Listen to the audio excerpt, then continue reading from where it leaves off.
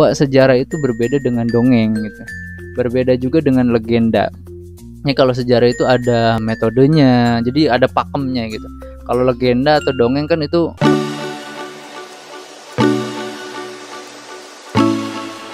Bismillahirrahmanirrahim. Assalamualaikum warahmatullahi wabarakatuh.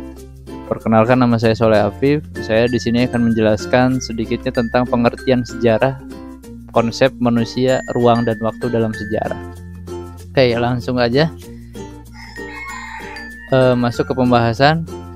Mungkin teman-teman masih bingung gitu, kenapa sih di Indonesia namanya sejarah gitu, bukan histori atau apa. Karena awalnya itu gambarannya itu dari sajarotun. Kenapa sajarotun? Awal kata sajarotun itu bermakna pohon gitu kan, bermakna pohon. Karena sejarah dipakai oleh orang-orang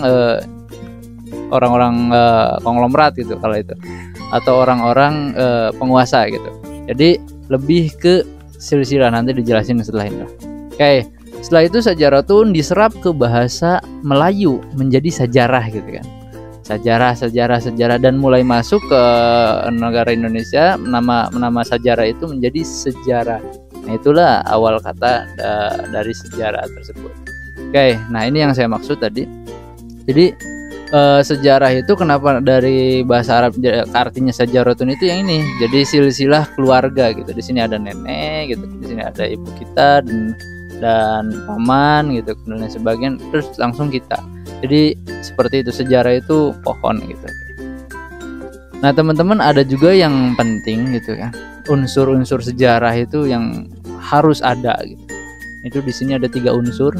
Yang pertama itu harus ada manusianya sendiri. Yang kedua, ini kotak maksudnya adalah ruang. Dan ketiga, waktu gitu. Nah, saya contohkan seperti inilah. Peristiwa proklamasi kemerdekaan Republik Indonesia. Siapa aktornya atau siapa orang yang sentralnya pada kala itu ya? Walaupun banyak gitu. Kita sebut sajalah Bapak Soekarno dan Muhammad Hatta gitu. Nah, itu ada orangnya gitu, ada aktornya gitu kan. Selanjutnya space-nya di mana? Space-nya itu tempatnya di mana? Yaitu adalah di Jalan Pegangsaan Timur gitu, di Jakarta itu. Harus ada tempatnya gitu.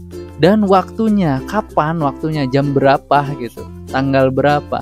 Nah, bicara sejarah itu bicara tiga unsur itu. Jadi harus ada manusianya, harus ada ruangnya, dan harus ada waktunya.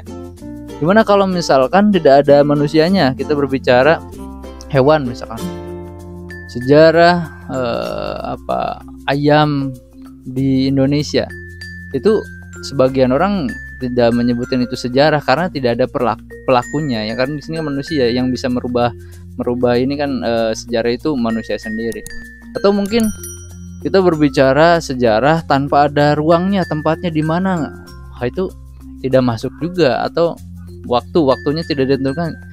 Perlu teman-teman ketahui juga bahwa sejarah itu berbeda dengan dongeng gitu. Berbeda juga dengan legenda. Ini kalau sejarah itu ada metodenya, jadi ada pakemnya gitu. Kalau legenda atau dongeng kan itu siapa aja bebas gitu dan bersifat fiksi gitu.